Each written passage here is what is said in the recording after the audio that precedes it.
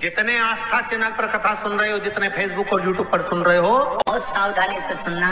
तो जिनकी यहाँ संपदा की कमी होती है, वैभव की कमी होती है, लक्ष्मी की कमी होती है, प्रतिष्ठा की कमी होती है, धन की कमी होती है, उसके लिए फैक्ट्री नहीं चल रही हो, कोई व्यापार नहीं चल रहा हो, तो बहुत सुंदर संवाद है। ध्यान दीजिएगा, जिसके घर में कमाने वाले दो चार हैं, पैसा तो आ रहा है पर घर में टिक नहीं रहा, डॉक्टर में, पुलिस में, एक्सीडेंट आदि में, कहीं गलत जगह पर, व्यसन में अगर पैसा जा रहा है, जुए में, मांसाहार, मदिरा पान, कहीं आया पैसा, पैसा आने में कमी नहीं, आ रहा है पर टिक नहीं रहा, रुक नहीं रहा, कोई मांगने आ गया, दे दिया, फिर वहां से अपने पास नहीं आ रहा। अपन कह रहे हैं भैया हमारा पैसा लौटा दो, नहीं आ रहा।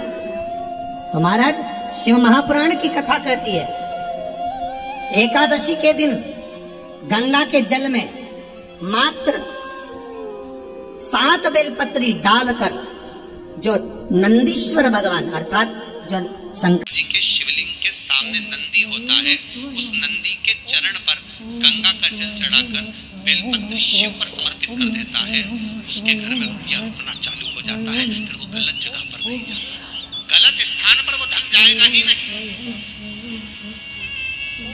मांसाहार में, जुए आदि में जा रहा है, तुम्हें लग रहा है कि मेरा बेटा गलत मार्ग पर जा रहा है, ये मित्र दोस्ती गलत हो रही है, वो सही जगह पर आए करना है एकादशी।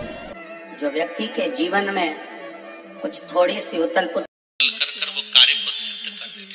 एक और बात ध्यान रखिएगा हमारे, जिस एग्जाम में आप बार बार बैठ रहे हो, बार बार परीक्षा दे रहे हो, बार बार इंटरव्यू दे रहे हो और जॉब नहीं लग रहा, परीक्षा में आप उत्तीर्ण नहीं हो रहे, तो भी अवधूतेश्वर महादेव का स्मरण आटे का दिया बनाकर उसमें 4 बत्ती रखकर शंकर मंदिर की चौखट में बीच में जलाकर उस दिए को अवधूतेश्वर महादेव से लगाकर आप इंटरव्यू देने के लिए जाइए, आप परीक्षा देने के लिए, उसका फल मिलेगा। अवधूतेश्वर महादेव शंकर का स्मरण करने का मौका मिला है, इसलिए शिव के नाम का स्मरण कर अपने जीवन को सार्थक बनाने का प्रयास करें। आगे वर्णन आया, भगवान शंकर के अवधूतेश्वर रूप को ले जाकर पानी में डाल दिया, समुद्र में डाल दिया।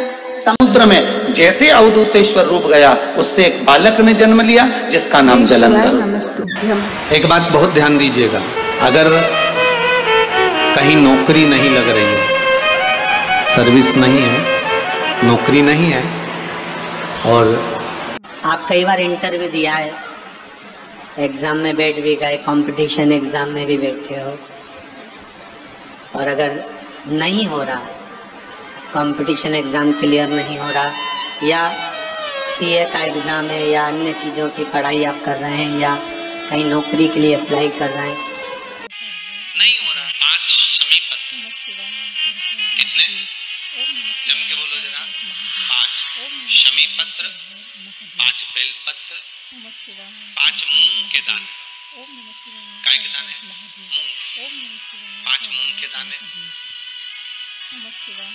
5 सफेद पुष्प, कोई भी सफेद पुष्प जो आपको मिल जाए, शिव जी को समर्पित कर कर 1 लोटा पानी नाम और गोत्र बोलकर, और जिस एग्जाम में बैठ रहे हो, जिस कंपटीशन एग्जाम में बैठ रहे हो, उसका स्मरण कर कर आपको छोड़ना है। श्री शिवाय नमस्तुभ्यम, शंकर जी का स्मरण करना है।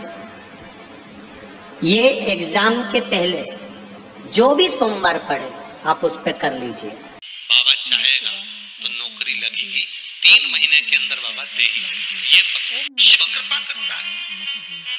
ऐसा हो नहीं सकता कि शंकर कृपा ना करे अगर आपका विश्वास प्रबल है। जिस समय कहीं अटक रहे हो, बहुत हम तो यहाँ तक कहेंगे कि कोई बहुत बड़ी समस्या, बहुत बड़ी प्रॉब्लम सामने आकर खड़ी हो गई है, तो कुंदकेश्वर महादेव के नाम से 1 लोटा पानी, उसमें एक सफेद पुष्प डालकर शंकर को समर्पित कर दो, या सफेद फूल शिव जी को चढ़ा दीजिए और उस पानी को भगवान शंकर पर समर्पित कर दीजिए महाराज। और उसके बाद आप आगे बढ़ जाइए, फिर कोई डरने की जरूरत नहीं होगी, शिव उसको संभाल लेगा। कुंदकेश्वर महादेव